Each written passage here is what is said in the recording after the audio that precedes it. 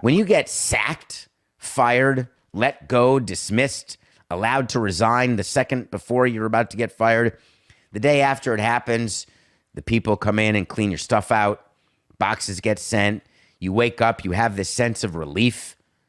That's the sense that happens before the sense of disappointment and anger. The relief is that I don't have to speak to Todd Boehly ever again.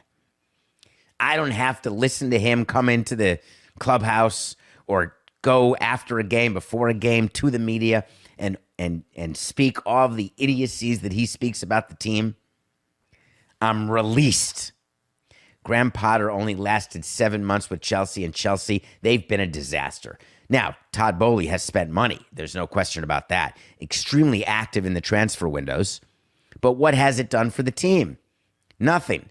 Because you can't throw together a bunch of players in soccer, put them on the same team, and say, all right, we're good. It would be like a national team never having played together and just going to the WBC to play. It's hard to do. It's hard in baseball with World Baseball Classic when they only get a few practices and a few exhibition games. But baseball is a sport where it can actually be easier to be individuals put together on a team. Soccer, you actually have to be a team. What's my issue with what Chelsea did? My issue is the way they announced it. They gave a quote, which is the baseball equivalent of whenever you fire a manager.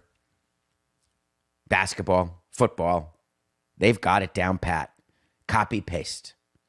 On behalf of everyone at the club, we want to thank Graham sincerely for his contribution to Chelsea. What contribution? You're sacking him after 7 months because you're in the middle to bottom of the table.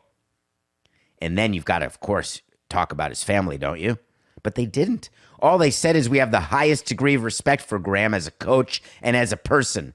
He's always conducted himself with professionalism and integrity, and we're all disappointed in this outcome.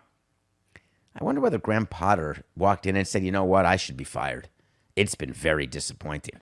The fact that you guys signed a bunch of players and don't tell me and spend all this money and then expect me to put it together after I only got here 7 months ago. Let's not talk about that. It's such a bunch of horse hockey.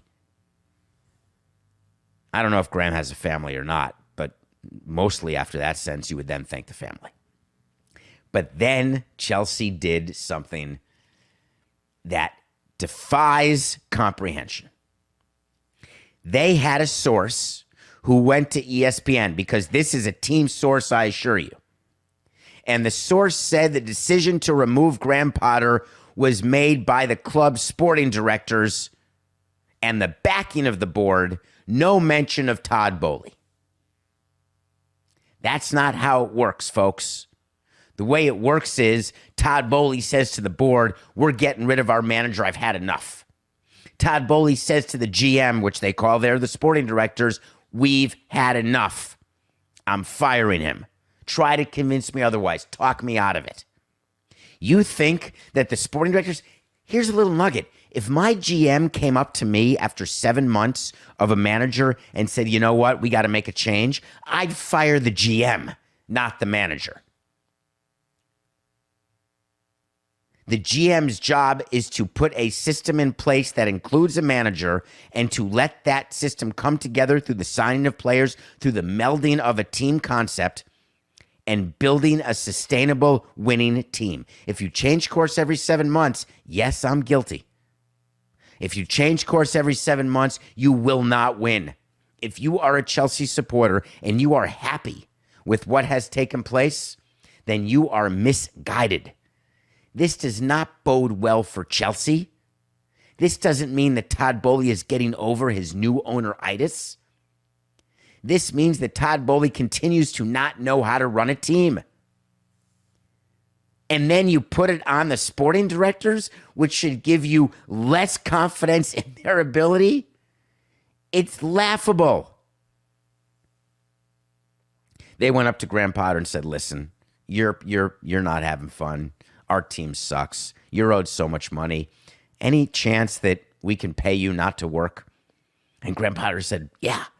You don't even have to pay me my full contract. Just give me like 80% of what you owe me, and then I'm going to go double dip and get another job somewhere else. Meanwhile, this team, which is 11th on the table, They've spent hundreds of millions of dollars. No one's even close. They stink, and they're firing their manager. Boy, that'll do it. This will be like if the Padres don't win this year or the Mets don't win this year and they decide to fire Showalter or fire Melvin.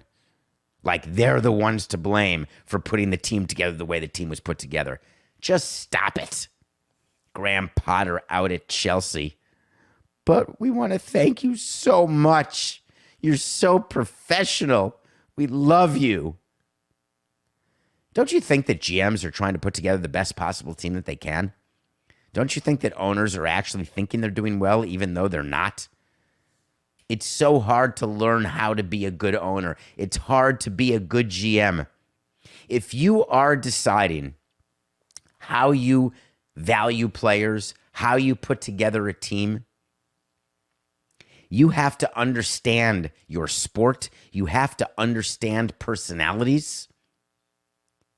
One of the biggest issues when Todd Boehly was deciding whether or not to buy Chelsea, remember when everybody was flying over there to meet with supporters and figuring out what to do, telling them it was going to be okay, we're going to listen to fans, it's going to be totally fine. It turns out that fans of football overseas, fans of baseball here, we're pretty much all the same. We just want you to be honest with us.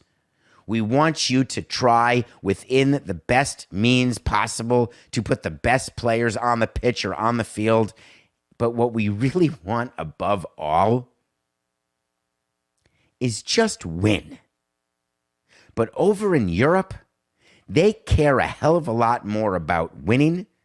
They also care about integrity and principle. You don't lie to fans.